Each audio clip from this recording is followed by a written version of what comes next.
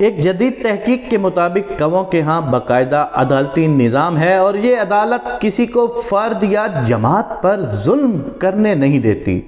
کووں کے نظام عدالت میں ہر جرم کی مخصوص سزا ہے۔ جیسے کوے کے بچے سے کھانا چھیننے کی سزا یہ ہے کہ کووں کا ایک گروپ اکٹھا ہو کر کھانا چھیننے والے کے پر نوچتے ہیں، یہاں تک کہ وہ بھی اس معصوم بچے کی طرح اڑ نہیں پاتا۔ گویا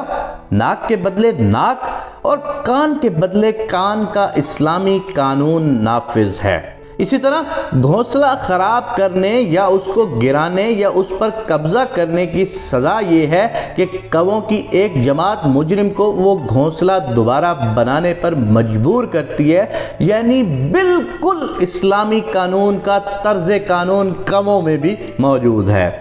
کسی دوسرے کوے کی جوڑی یعنی بیوی کوے کے ساتھ غلط کاری یا ریپ کی سزا یہ ہے کہ کووں کی ایک جماعت مجرم کو چونچ مار مار کر ختم کر دیتی ہے۔ ماہرین کے مطابق کووں کی عدالت لہلہاتے کھیتوں اور کھلے میدانوں میں لگتی ہے، یعنی کسی بند کمرے میں نہیں لگتی۔ مقررہ وقت پر کوے اکٹھے ہو جاتے ہیں اور جج صاحب بیٹھ جاتے ہیں، ملزم کوے کو لایا جاتا ہے، عدالتی کارروائی شروع ہوتی ہے اور ملزم کو سر جھکائے پر پھیلائے انتہائی سیکیورٹی میں عدالت کے سامنے پیش کیا جاتا ہے اور اپنے جرم کے اعتراف میں کائیں کائیں بند کرا دی جاتی ہے، یعنی خاموش رہتا ہے۔ جب عدالت کوے کو سزائے موت سناتی ہے تو سیکیورٹی پر معمول کوے اس مجرم پر حملہ آور ہوتے ہیں اور چونچ مار مار کر اس کو ختم کر دیتے ہیں۔ اس کے بعد ایک گواہ اس کو اپنی چونچ سے اٹھا لیتا ہے اور اس کو دفنانے کے لیے لے جاتے ہیں،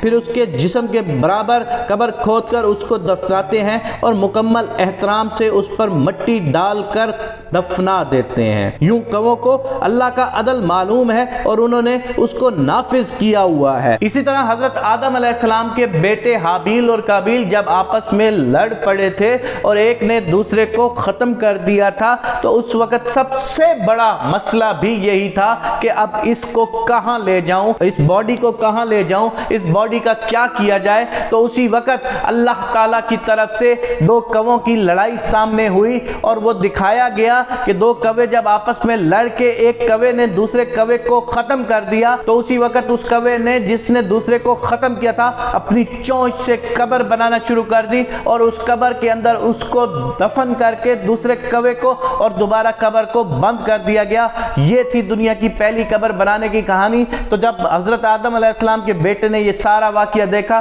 تو انہوں نے بھی سیم اسی طرح عمل کرتے ہوئے اپنے بھائی کو دفنا دیا۔ یہ تھی دنیا کے سب سے زیادہ سمجھدار پرندے کی کہانی اور اللہ کی طرف سے نظام عدل نافذ کرنے والے کووں کی کہانی۔